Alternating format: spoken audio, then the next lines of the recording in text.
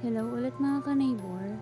Eto na naman nga tayo at may natutunan naman tayong bagong style ng pagluluto. Bumili lang ako ng manok sa Alfamart at tinugasan ito. Naganda na rin ako ng atsuete at nagbalat na ako ng patatas at isinalang ko na nga itong mantika at hinanda ko na nga rin itong mga sangkap at sinalang ko na sa mantika ang patatas. Inantay ko lang na maging golden brown ito. Ayun nga, hinango ko na ito. Pagkatapos na naghanda na rin ako ng kawaling paglulutuan.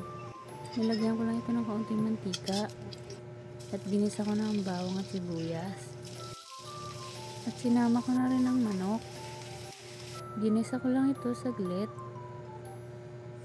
At nilagay ko na nga ang atsuete. Pinakuluan ko lang ito saglit at hinalo-halo. At pagkatapos ay nilagyan ko ito ng kaunting tubig.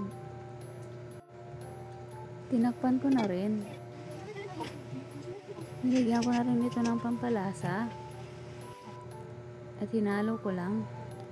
At inilagay ko na nga itong patatas.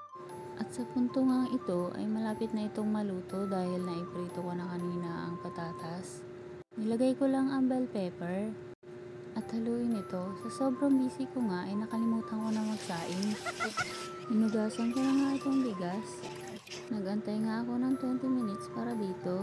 Nagsalang na nga ako ng sinaing. At sa sobrang gutom ko nga ay may ako nang tinitingnan itong ulam. Dahil nga laging manok ang ulam namin ay parang magkakapakpak na kami bukas. At eto na nga ang resulta mga ka-neighbor. Tara na nga at kumain. Maraming salamat po sa panonood.